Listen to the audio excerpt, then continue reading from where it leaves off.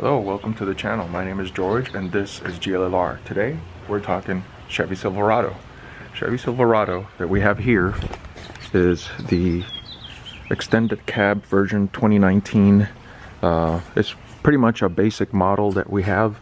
This vehicle does not have a bed liner. This vehicle does not have leather seats. This vehicle have basically your basic package. It's probably more of a work truck. And this type of work truck is the one that you would use if all you need is just to haul things, if all you need is just to be able to have something to tow, perhaps.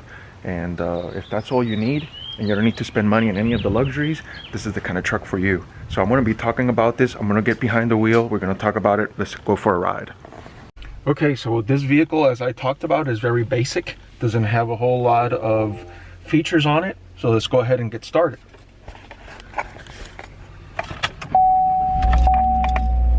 So your basic infotainment system, even though it has a OnStar navigation, it's not really a map program. It just has a compass and OnStar guidance system.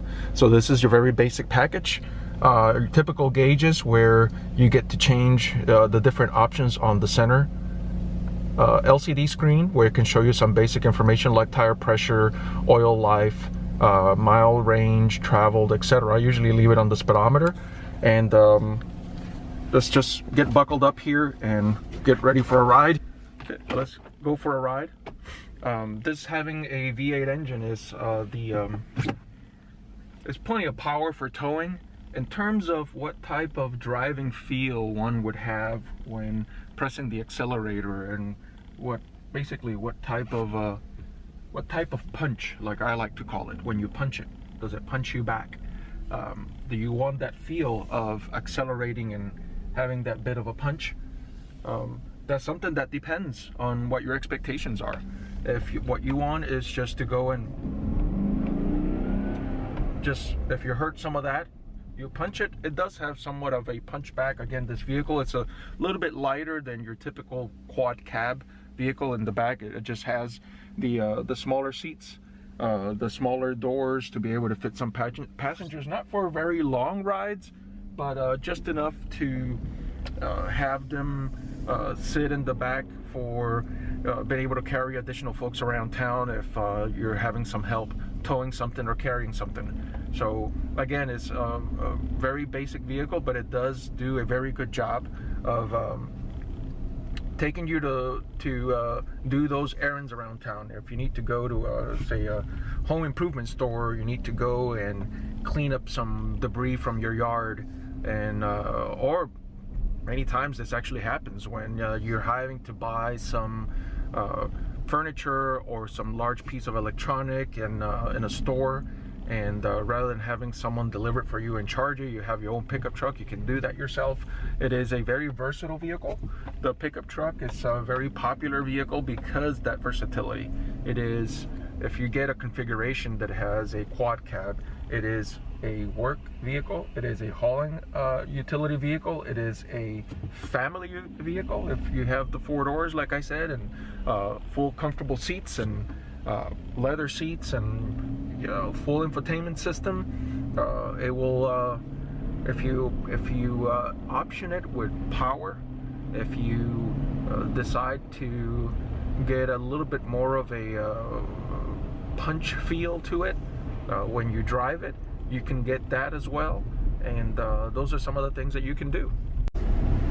This particular vehicle has the automatic transmission, and it has the bench seat. So here in the middle it has a cup holder and a center console, but even though this is quite useful, you can also flip it up and you basically have a full bench to sit another passenger in the front. This is very useful if you don't have the back seats, and sometimes on a need you need to have a third person in the car, and you can do that. The view that you have by being raised up higher from the road and being able to see above some of the regular cars is another reason why pickup trucks and SUVs are popular nowadays. The higher up you are, the farther out you can see without any obstructions, and that could be very important. Do keep in mind that a vehicle that is higher above the ground will usually have a higher center of gravity. As a result, your stability may not be as good as that of a sports car, for instance, or a regular automobile that is not an SUV, a sedan, for instance. So keep that in mind. I'm not saying this because people would drive it in such a way that it would become an issue, but if you do like that type of stability, you're not going to get that from a vehicle like a truck, a Jeep, an SUV, for instance. The steering feel of this vehicle is quite positive. It has a physical feedback to it. What I mean with that is that even though it is electronic steering, you do have a feel for where the wheels are when you turn. Not to the extent that you would find in other vehicles, but good enough to have a good driving experience. I do own trucks. I've owned many trucks in the past, and comparing these to some of the vehicles that I've driven and comparing it to the driving experience, I would say that this is a vehicle that would be one that I wouldn't mind owning. Having said that, I wouldn't get the basic model. I would option the crew cab, for instance. I would option leather seats. I would get an infotainment system that includes navigation.